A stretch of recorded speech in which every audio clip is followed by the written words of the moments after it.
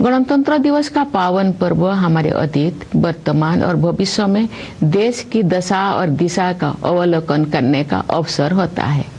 स्वाधीनता संग्राम के बल पर 15 अगस्त 1947 के दिन से हमारे देश की दशा बदली। भारत स्वाधीन हुआ। हम अपनी राष्ट्रीय नियति की निर्माता बने। 26 जनवरी 1950 के दिन से हम अपने गणतंत्र को संवैधानिक आदर्श के दिशा में आगे बढ़ा रहे हैं। उसी दिन हमने अपने संविधान को पूरी तरह से लागू किया। लोकतंत्र की जननी भारत भूमि उपनिवेश के विधि विधान से मुक्त हुई और हमारा लोकतंत्रात्मक गणराज्य अस्तित्व में आया। हमारा संविधान विश्व इतिहास में आज तक के सबसे बड़े गणराज्यों का आधार ग्रंथ है। हमारे संविधान में निहित न्याय, स्वतंत्रता, समता और बंधुत्व के आदर्श हमारे गणतंत्र को परिभाषित करते हैं। संविधान निर्माताओं ने राष्ट्रीयता की भावना तथा देश की एकता को संवैधानिक प्रावधानों का सुदृढ़ आधार प्रदान किया है। लौह पुरुष सरदार वल्लभ भाई पटेल ने हमारे राष्ट्र का एकीकरण किया। पिछले वर्ष 31 अक्टूबर को कृतज्ञ देशवासियों ने उत्साहपूर्वक उनकी 150वीं जयंती मनाई। उनकी 150वीं जयंती के पावन अवसर से जुड़े स्मरण उत्सव मनाए जा रहे हैं। ये उत्सव देशवासियों में राष्ट्रीय एकता तथा गौरव की भावना को मजबूत बनाते हैं। उत्तर से लेकर दक्षिण तक तथा पूर्व से लेकर पश्चिम तक हमारी प्राचीन सांस्कृतिक एकता का ताना बाना हमारे पूर्वजों ने बुना था। राष्ट्रीय एकता के स्वरूपों को जीवंत बनाए रखने का प्रत्येक प्रयास अत्यंत सराहनीय है। पिछले वर्ष 7 नवंबर से हमारे राष्ट्रीय गीत वंदे मातरम की रचना के 150 वर्ष संपन्न होने के उत्सव भी मनाया जा रहा है। भारत माता के दैवी स्वरूप की वंदना का ये गीत जनमन में राष्ट्र प्रेम का संचार करता है। राष्ट्रीयता के महाकवि सुब्रमण्य भारती ने तमिल भाषा में वंदे मातरम येनवम अर्थात हम वंदे मातरम बोले इस गीत की रचना करके वंदे मातरम की भावना को और भी व्यापक स्तर पर जनमानस के साथ जोड़ा। अन्य भारतीय भाषाओं में भी इस गीत के अनुवाद लोकप्रिय हुए। श्री अरविंदो ने वंदे मातरम का अंग्रेजी अनुवाद किया। ऋषितुल्य बंकिम चंद्र चट्टोपाध्याय द्वारा रचित वंदे मातरम हमारे राष्ट्र वंदना का स्वर है। आज से 2 दिन पहले यानी 23 जनवरी को देशवासियों ने नेताजी सुभाष चंद्र बोस की जयंती के दिन उन्हें सादर श्रद्धांजलि अर्पित की। वर्ष 2021 से नेताजी की जयंती को पराक्रम दिवस के रूप में मनाया जाता है ताकि देशवासी विशेषकर युवा उनकी अदम्य देशभक्ति से प्रेरणा प्राप्त करें। नेताजी सुभाष चंद्र बोस का नारा जय हिंद हमारे राष्ट्र गौरव का उद्घोष है। प्यारे देशवासियों, आप सब हमारे जीवंत गणतंत्र को शक्तिशाली बना रहे हैं। हमारी तीनों सेनाओं के बहादुर जवान मातृभूमि की रक्षा के लिए सदैव सतर्क रहते हैं। हमारे कर्तव्यनिष्ठ पुलिसकर्मी तथा केंद्रीय सशस्त्र पुलिस बलों के जवान देशवासियों की आंतरिक सुरक्षा के लिए तत्पर रहते हैं। हमारे अन्नदाता किसान देशवासियों के लिए पोषण सामग्री उत्पन्न करते हैं। हमारे देश की कर्मठ और प्रतिभाशाली महिलाएं अनेक क्षेत्रों में नई प्रतिमान स्थापित कर रहे हैं। हमारे सेवाधर्मी डॉक्टर, नर्स और सभी स्वास्थ्य कर्मी देशवासियों के स्वास्थ्य की देखभाल करते हैं। हमारे निष्ठावान सफाई मित्र देश को स्वच्छ रखने में प्रमुख भूमिका निभाते हैं।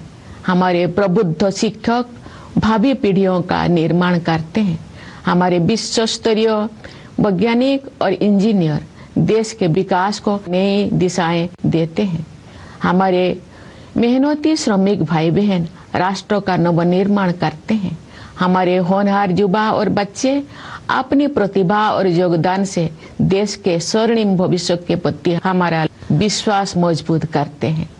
हमारे प्रतिभाशाली कलाकार, शिल्पकार और साहित्यकार हमारी समृद्ध परंपराओं को आधुनिक अभिव्यक्ति दे रहे हैं।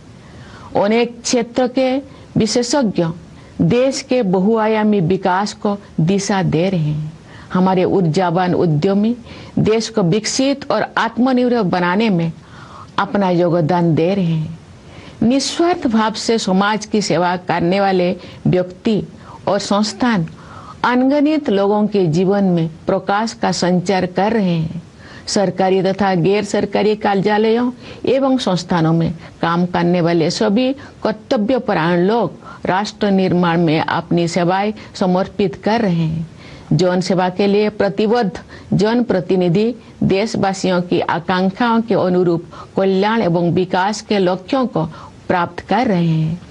इस प्रकार सभी जागरूक एवं संवेदनशील नागरिक हमारे गणतंत्र की प्रगति यात्रा को आगे बढ़ा रहे हैं। हमारे गणतंत्र को सशक्त बनाने के प्रयासों में कार्यरत सभी देशवासियों की मैं हृदय से सराहना करती हूँ। प्रवासी भारतीयों हमारे गणतंत्र की छवि को विश्व पटल पर गौरव प्रदान करते हैं। मैं उनकी विशेष सराहना करती हूँ। प्यारे देशवासियों, आज के दिन यानी 25 जनवरी को हमारे देश में राष्ट्रीय मतदाता दिवस मनाया जाता है। जनप्रतिनिधियों के निर्वाचन के लिए हमारे वयस्क नागरिक उत्साहपूर्वक मतदान करते हैं। बाबा साहेब डॉक्टर भीमराव अंबेडकर मानते थे कि मताधिकार के प्रयोग से राजनैतिक शिक्षा सुनिश्चित होती है। हमारे मतदाता बाबा साहेब की सोच के अनुरूप अपनी राजनैतिक जागरूकता का परिचय दे रहे हैं। मतदान में महिलाओं की बढ़ती हुई भागीदारी हमारे गणतंत्र का एक शक्तिशाली आयाम है। महिलाओं का सक्रिय और समर्थ होना देश के विकास के लिए अत्यंत महत्वपूर्ण है। उनके स्वास्थ्य, शिक्षा, सुरक्षा और आर्थिक सशक्तिकरण हेतु किए जा रहे राष्ट्रीय प्रयासों से अनेक क्षेत्रों में महिलाओं की भागीदारी बढ़ी है। बेटी बचाओ बेटी पढ़ाओ अभियान से बेटियों की शिक्षा को प्रोत्साहन मिला है। प्रधानमंत्री जन धन योजना के तहत अब तक 57 करोड़ से अधिक बैंक खाते खोले जा चुके हैं। इनमें महिलाओं के खाते लगभग 56% है। हमारी बहनें और बेटियां परंपरागत रूढ़ियों को तोड़कर आगे बढ़ रही हैं। महिलाएं देश के समग्र विकास में सक्रिय योगदान दे रही है। 10 करोड़ से अधिक सेल्फ हेल्प ग्रुप से जुड़े बहनें विकास की नई परिभाषा लिख रही हैं। महिलाएं खेत खलिहानों से लेकर अंतरिक्ष तक, स्वरोजगार से लेकर सेनाओं तक अपनी प्रभावी पहचान बना रहे हैं। खेल कूद के क्षेत्र में हमारी बेटियों ने विश्व स्तर पर नए प्रतिमान स्थापित किए हैं। पिछले वर्ष नवंबर में भारत की बेटियों ने ICC women's cricket world cup और उसके बाद blind women's T20 world cup जीतकर स्वर्णिम इतिहास रचा है। पिछले ही वर्ष चेस वर्ल्ड कप का फाइनल मैच भारत की ही 2 बेटियों के बीच खेला गया। ये उदाहरण खेल जगत में हमारी बेटियों के वर्चस्व का प्रमाण है। ऐसी बेटियों पर देशवासियों को गर्व है। पंचायती राज संस्थाओं में महिला जन प्रतिनिधियों की संख्या लगभग 40% है। महिलाओं के राजनैतिक सशक्तिकरण को नई ऊंचाई देने वाले नारी शक्ति बंधन अधिनियम से महिलाओं के नेतृत्व द्वारा विकास की सोच को अभूतपूर्व शक्ति मिलेगी। विकसित भारत के निर्माण में नारी शक्ति की भूमिका महत्वपूर्ण रहेगी। उनके बढ़ते हुए योगदान से हमारा देश महिला पुरुष समानता पर आधारित समावेशी गणतंत्र का उदाहरण प्रस्तुत करेगा। समावेशी सोच के साथ वंचित वर्गों के कल्याण और विकास के लिए अनेक योजनाओं को कार्य रूप दिया जा रहा है। पिछले वर्ष 15 नवंबर को देशवासियों ने धरती आबा भगवान बिरसा मुंडा की जयंती के दिन 5वां जनजातीय गौरव दिवस मनाया तथा भगवान बिरसा मुंडा की 150वीं जयंती के उपलक्ष्य में मनाए गए उत्सव संपन्न हुए। आदि कर्मयोगी अभियान के माध्यम से जनजातीय समुदाय के लोगों में नेतृत्व क्षमता को निखारा गया। विगत वर्षों में सरकार ने जनजातीय समाज के गौरवशाली इतिहास से देशवासियों का परिचय कराने के लिए संग्रहालय के निर्माण सहित अनेक कदम उठाए। उनके कल्याण और विकास को प्राथमिकता दी गई है।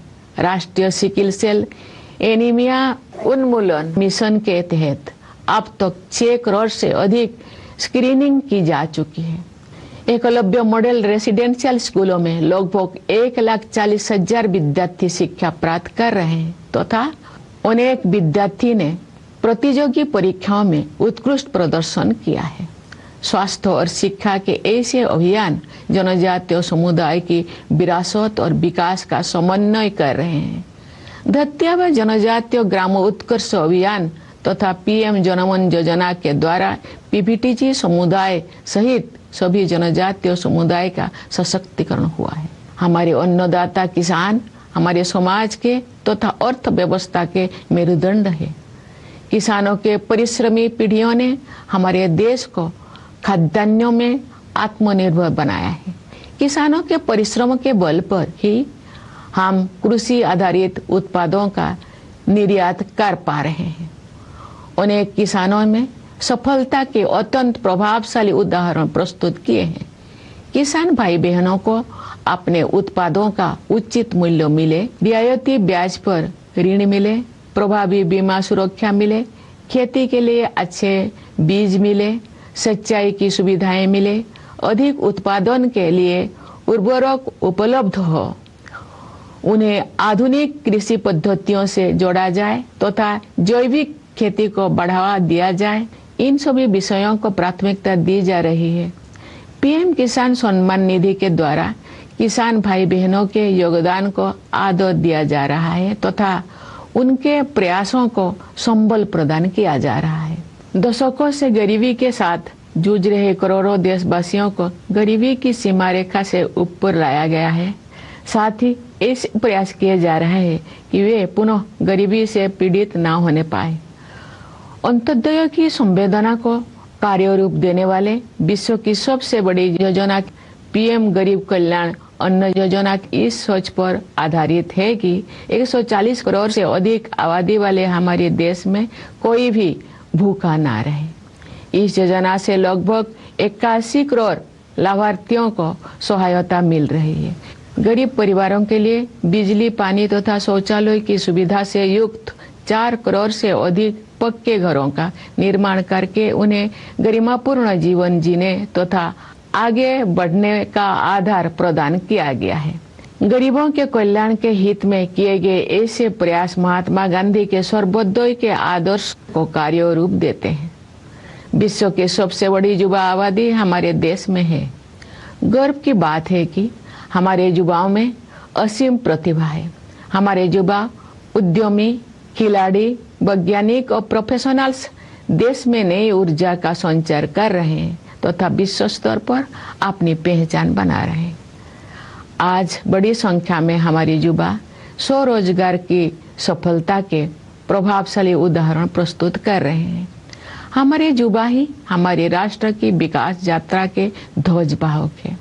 मेरा युवा भारत या माई भारत टेक्नोलॉजी की सहायता से संचालित एक अनुभव आधारित शिक्षा व्यवस्था है। ये युवाओं को नेतृत्व और कौशल विकास सहित कई क्षेत्र में उपलब्ध अवसरों के साथ जोड़ती है। हमारे देश में स्टार्टअप की प्रभावशाली सफलता का प्रमुख श्रेय हमारे युवा उद्यमियों को जाता है। युवा पीढ़ी की आकांक्षाओं पर केंद्रित नीतियों और कार्यक्रम के बल पर देश के विकास को गति मिलेगी। मुझे विश्वास है कि वर्ष 2047 तक विकसित भारत के निर्माण में युवा शक्ति की प्रमुख भूमिका रहेगी। प्यारे देशवासियों, भारत विश्व की सबसे तेज गति से बढ़ने वाली बड़ी अर्थव्यवस्था है। विश्व पटल पर अनिश्चितता के बावजूद भारत में निरंतर आर्थिक विकास हो रहा है।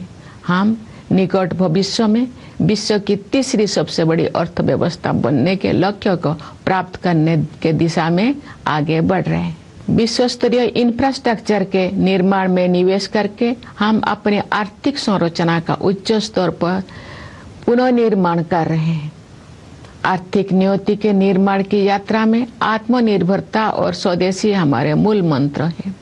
स्वाधीनता के बाद देश के आर्थिक एकीकरण के लिए सबसे महत्वपूर्ण निर्णय जीएसटी को लागू करने से वन नेशन वन मार्केट की व्यवस्था स्थापित हुई है।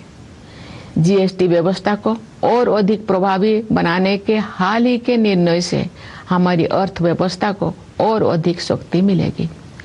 श्रम सुधार के क्षेत्र में 4 लेबर कोड्स जारी किए गए हैं। इससे हमारे श्रमिक भाई बहन लाभान्वित होंगे तथा उद्यमों के विकास को भी गति मिलेगी।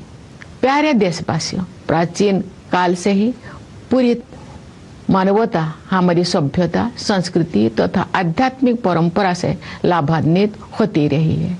आयुर्वेद, योग तथा प्राणायाम को विश्व समुदाय ने सराहा है, अपनाया है। अनेक महान विभूतियों ने हमारे आध्यात्मिक एवं सामाजिक एकता की धारा को अविरल प्रवाह दिया है। केरल में जन्मे महान कवि, समाज सुधारक और आध्यात्मिक विभूति श्री नारायण गुरु के अनुसार उस स्थान को आदर्श माना जाता है जहां जाति और पंथ के भेदभाव से मुक्त होकर सभी लोग बंधुत्व के साथ रहते हैं। मैं श्री नारायण गुरु के इस विचार को उनकी भाषा में दोहराने का प्रयास करती हूँ। जाति भेदम मोतो देशम एदुम इल्ला देशर बरुम सोद रत्तेन्न बाडुन्न मातृ का स्थानो मानितो। ये गर्व की बात है कि आज का भारत नए आत्मविश्वास के साथ अपने गौरवशाली परंपराओं के प्रति सचेत होकर आगे बढ़ रहा है। हाल के वर्षों में हमारी आध्यात्मिक परंपरा के पवित्र स्थलों को जन चेतना के साथ जोड़ा गया है।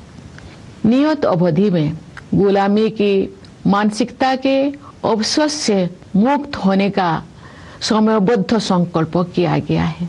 भारतीय ज्ञान परंपरा में दर्शन, चिकित्सा, खगोल विज्ञान, गणित, साहित्य तथा कला की महान विरासत उपलब्ध है। ये गर्व की बात है कि ज्ञान भारतम मिशन जैसे प्रयासों से भारतीय परंपरा में उपलब्ध रचनात्मकता को संरक्षित और प्रसारित किया जा रहा है। ये मिशन भारत की लाखों अमूल्य पांडुलिपियों में संचित विरासत को आधुनिक संदर्भ में आगे बढ़ाएगा। भारतीय भाषाओं तथा भारतीय ज्ञान परंपरा को प्राथमिकता देकर हम आत्मनिर्भरता के प्रयासों को सांस्कृतिक आधार प्रदान कर रहे हैं। भारत का संविधान अब 8वीं अनुसूची में शामिल सभी भारतीय भाषाओं में उपलब्ध है। संविधान को भारतीय भाषाओं में पढ़ने और समझने से देशवासियों में संवैधानिक राष्ट्रीयता का प्रसार होगा तथा आत्मगौरव की भावना मजबूत होगी। सरकार और जनसामान्य के बीच की दूरी को निरंतर कम किया जा रहा है। आपसी विश्वास पर आधारित सुशासन पर बल दिया जा रहा है। अनेक अनावश्यक नियमों को निरस्त किया गया है। कई कंप्लायंस को समाप्त किया गया है तथा जनता के हित में व्यवस्थाओं को सरल बनाया गया है। टेक्नोलॉजी के माध्यम से लाभार्थियों को सुविधाओं के साथ सीधे जोड़ा जा रहा है। रोजमर्रा के जीवन को बेहतर बनाने के लक्ष्य के साथ ईज ऑफ लिविंग को प्राथमिकता दी जा रही। पिछले दशक के दौरान राष्ट्रीय लक्ष्यों को जन भागीदारी के माध्यम से प्राप्त करने का प्रयास किया गया है। महत्वपूर्ण राष्ट्रीय अभियानों को जन आंदोलन का रूप दिया गया है। गांव-गांव में, नगर-नगर में स्थानीय संस्थाओं को प्रगतिशील बदलाव का माध्यम बनाया गया है। विकसित भारत का निर्माण सभी देशवासियों की साझा जिम्मेदारी है। समाज में असीम शक्ति होते हैं। सरकार द्वारा किए जा रहे प्रयासों को समाज का सक्रिय समर्थन मिलने से क्रांतिकारी बदलाव आते हैं। उदाहरण के लिए हमारे देशवासियों ने डिजिटल पेमेंट व्यवस्था को बहुत बड़े पैमाने पर अपनाया है। आज विश्व के आधे से अधिक डिजिटल लेन देन भारत में होते हैं। छोटी सी छोटी दुकान में सामान खरीदने से लेकर ऑटो रिक्शा का किराया देने तक डिजिटल भुगतान का उपयोग विश्व समुदाय के लिए प्रभावशाली उदाहरण बन गया है।